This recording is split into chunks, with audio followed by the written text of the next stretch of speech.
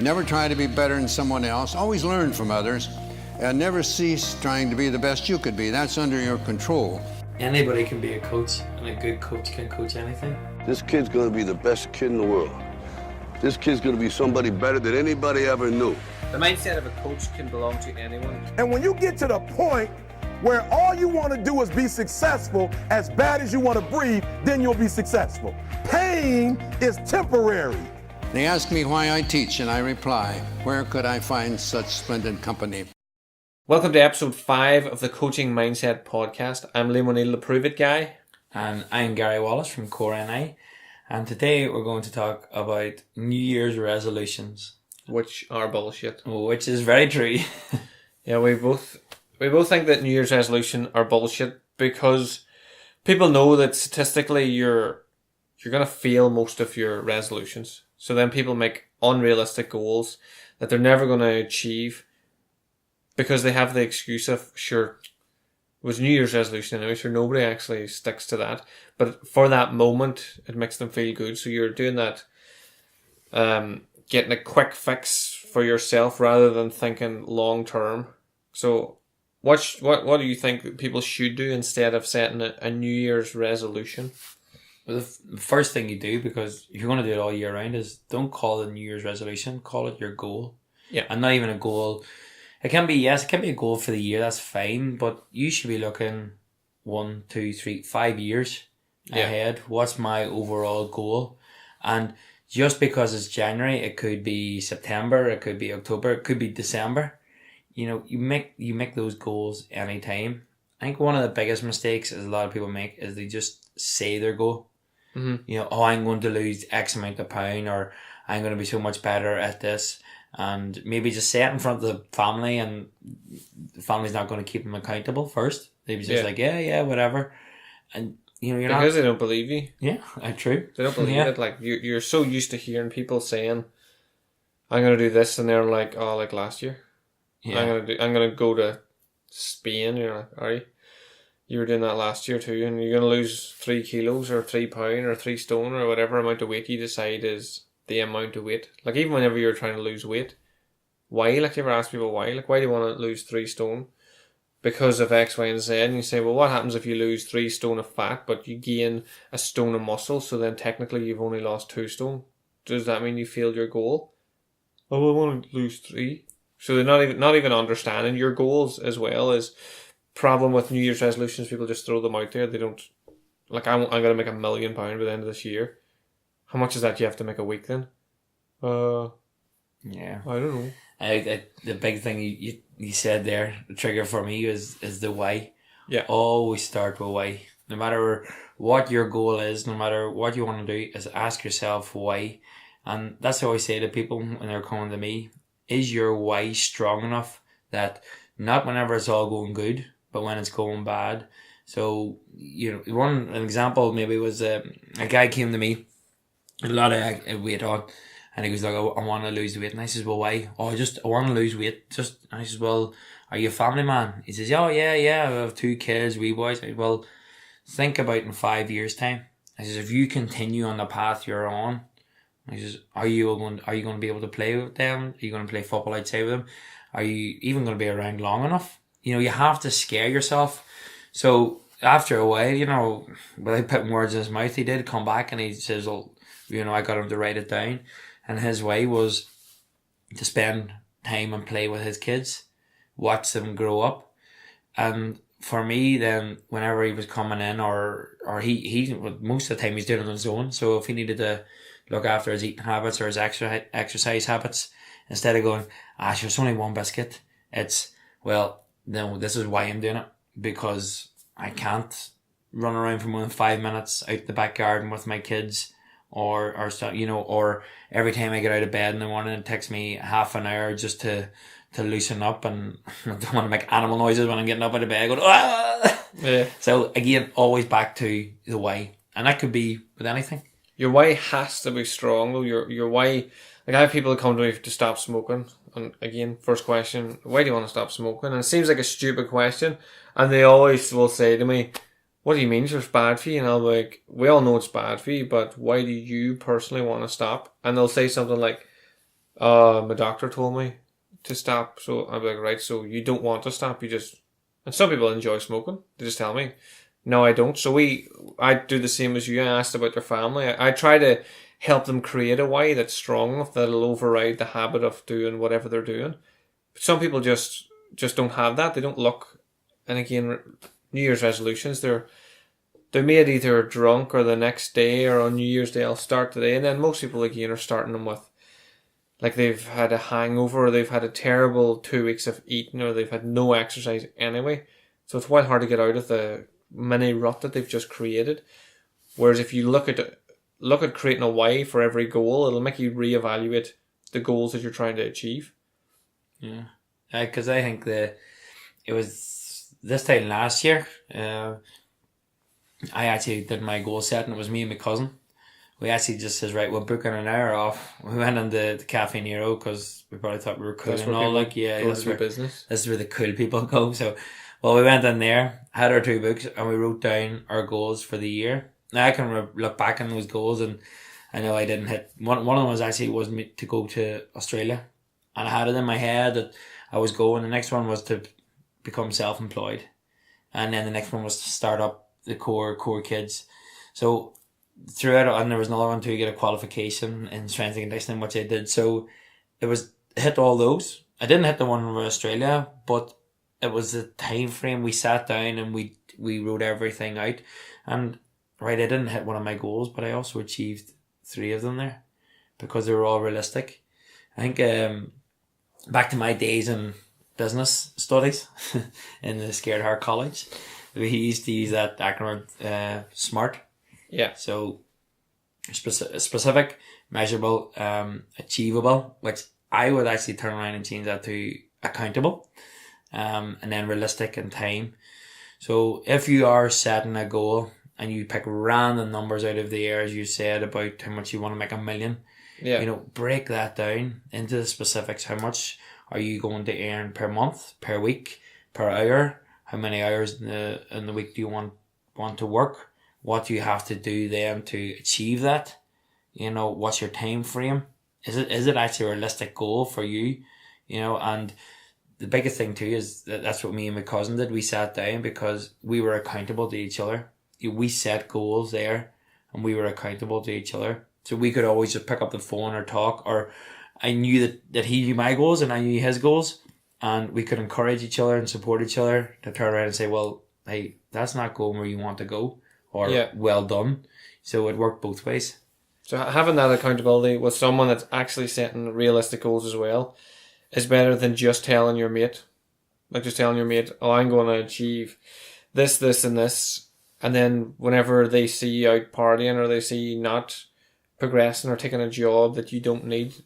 Like, people get annoyed at me whenever they tell me, like, they come to me and they say, oh, I got a new job, and everyone else in the room is like, oh, brilliant, brilliant. And I ask what the job is. They tell me the job, and I know it's nowhere related to what they're trying to achieve. And I know the money isn't good enough for them to achieve what they want to achieve. So I asked, why did you take that job? I'm not a person that thinks that you should have a job because just everyone else has a job. I think you should be going towards a goal. If your goal is just to have a job and have money, then brilliant, you succeeded in your goal. Like, whenever I set goals this year, one of them was to write a book. Whenever I was at school, like we've talked a few times about, whenever I was at school, I wasn't allowed in any of the classrooms. There was one classroom in my entire school I was allowed actually in for most of the last year, and for the previous years there was lots of classes I wasn't allowed in. I just didn't like school. So I didn't really read or do any of that sort of stuff, or study or do anything. Like, even I never really did my GCSEs. I think I got F's and U's and Z's and whatever you got. I don't know. Reading it upside down. I haven't a notion what I got. But like, I have a book now. It's published and it's out. So buy now. Which you can buy. There'll be a link in the show notes. But coming from someone that, like, if I had said that a few years back, I'm going to write a book. And even when I said at the start of the year, a couple of people that I told that was my plan, they sort of sniggered it off. They didn't know me very well and how stubborn that I can be when I have a goal. But I had, like, I'm lucky that I've made a lot of friends in different environments. So the guy that helped me with the book is called Rowland. He's a world-class mentalist, and he's one of the... He's JK, no? Probably they're both right. Yeah, Like, they're both right. So they're both right, and they're both English, so could be. But he helped me like more than I can ever thank him for throughout the year to get the book going. So whenever you're setting your goals, some people will just shoot you down immediately. Like, that's not a realistic goal. Why do you want a book? We talked about this last week. Why did I want a book? I want to be able to retire at some point. Like, at the minute, I'm selling my time. So I go in and do a talk, or I meet you and do one-to-one. Same as yourself, you're going and teaching classes or coaching kids. So you need to create a business that's like works for you when you're asleep. So people can buy this book when I'm asleep. So that's still bringing in, it doesn't bring in a lot really, like at all, but it's not the point. The point is that it's still creating some sort of buzz, even when I'm sleeping and I'm technically working. So you can do that.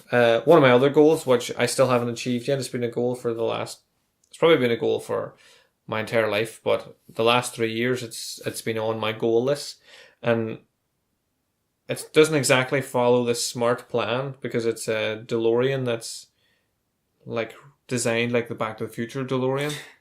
But I know exactly how much one of those is. I know how much I have to put away to get one of them. I know it's not like a car that most people will want. And I know that it's probably not the best car to be driving around in. But I want one. yeah, Like, so the goals don't have to be like your normal goal. You can have all your normal what's goals, but normal? exactly. So what's normal? The goals that everyone picks. I'm going to be off drink Yeah. for a month. I'm going to eat less. I'm going to do this. Like, even the 8 years ago, I decided to make, just before Christmas, to stop eating chocolate or sweets or sugar or salt. And I figured if I can get through Christmas, then that's the hardest time of the year. That's why most people wait till the new year. Oh, I couldn't do it over Christmas. Yeah, So I thought if I could get it through Christmas, where normally you wake up and eat Quality Street for breakfast, then the rest of the year would be easy. And that was 8 years ago now. And And have you not touched? chocolate or sweets, No. nope, never touched them. And I didn't because I noticed my body reacting very well to not taking it. But I'm not suggesting anyone needs to go to that extreme. I'm just saying that like you can, like, a lot of people listening who know me will think, sure, your diet wasn't that bad. Ask the people that spend time with me. My diet was horrendously bad. Like, my birthday was 3 banoffee pies, 1 for my like family and the people that are around, and then 2 for me. And I would have got up at like 3 a.m. and ate that. And I used to make ridiculous meals, like Chris Eccles, asked him, he used to come home with me, and after Sally's, when we worked in Sally's, and I'd make us like a mixed grill, and then I would have some like cake or something I would have made earlier in the day for us to eat. You'd be coming home at 3 or 4 in the morning watching UFC and eating like terrible. So it wasn't like I was just cutting out a wee bit, because people knew that I trained a lot. They thought I was healthy, but I was never healthy because I didn't like nutrition. I didn't look into it. It bored me looking into all the nutritional stuff. At the start, I know a right bit about it now, but at the start it just didn't interest me. And I was always told, because of my metabolism, because of how slim I was, I can eat whatever I want and get away with. So I did. I was brutal. No, I've to be honest, I was probably similar in the fact that you only realise when you look back at some pictures. You know, I as a child growing up, I just ate and ate and ate. I was always a dusty bin. Everywhere I went. But the thing is, people probably thought I was healthy. Well, I was always active. I was always playing different sports. I was always out with my mates. And the thing, I never kind of refused any food. So it sounded really bad. But I ate all types of food. Like, I loved all my vegetables. I loved everything. It was weird. There was 3 foods which I didn't like growing up. Was cheese, tomatoes, and bananas. How did you eat pizza? Cheese and tomato? I know, but surprisingly enough now, I need to have, well, apart from the cheese, I need to, like, tomatoes would be a staple diet for me. Tomato, spinach, and scrambled egg, boom, chock it down. So, that would be my main ones. And a banana too. The amount of times now I would eat a banana pre or post workout. It's just so convenient and handy. But yeah, I suppose we're kind of off track there in a good way. But when we get back to, you said something there that kind of triggered something for me, and I'm going to come back because I just went totally blank again. It was about your New Year's resolutions, but and how they're bullshit. Yeah, well, they are. That was the gist of it. That was the gist of it. But no, getting back to that, it is about people doing all those wee simple things, the smart rule and stuff. Just don't do it. Make a New Year's resolution, or let's stop calling it New Year's resolution. Make your goals the day after you've been out the night before, and you're hungover, and you're saying that's it, and never touch and drink again. Take your time, set a date, set a quiet time. Do it with somebody who's going to make you accountable, and actually physically write it down. It cannot be said. The power of writing something down, and then you know what you have to do is just read over it. Oh, that was the one that was coming into me. Is you mentioned there the fact that you were stubborn. Yeah. But I would nearly say, and it probably is definitely true for you, it's not even a stubborn, it was your desire that got you there. You had a desire as well. Like, it was the fact that somebody says, no, you can't write a book, that added to your desire. But you knew, like, buy my book. I want to buy a book. You know? I haven't actually read it. He hasn't given me one yet, but I'll buy it for him when I read it. But by the sounds of it, it seems really, really good. Next week's episode, I will have read it. That's my goal. That's my New Year's resolution. I'm not calling it New Year's resolution. But it's that. It comes back to your goal, and it comes back to everything we've talked about before. If you have a desire, no matter what it is, and people will try and knock that out of you. It's human nature. You will come across. I've had people do it to me before, and people that their opinions really mattered, and you let that win as such. But maybe I think my desire wasn't strong enough. But maybe it just was the fact that I couldn't resist or get rid of their opinion. So whenever you are setting your goal, make sure that your desire is strong. That you're in your imagination. It could be anything. It could be setting up your own business, losing weight, whatever it is. Owning a DeLorean. Yeah, owning a DeLorean.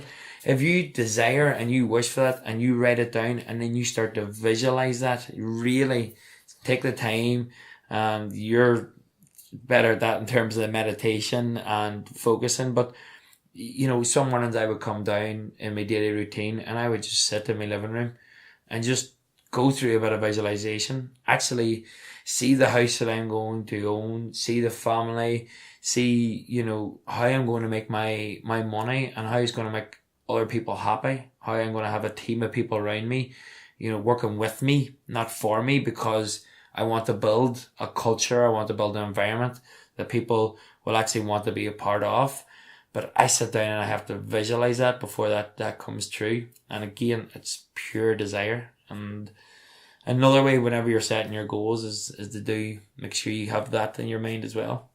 Whenever you're talking about, sometimes people will shoot you down, and a lot of people will find it hard to overcome than people shooting them down just because they're more vocal.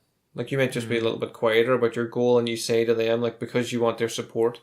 Like, again, over the years of doing fitness training, you meet a lot of couples that one out of the two gets jealous because the other one started to look after their health.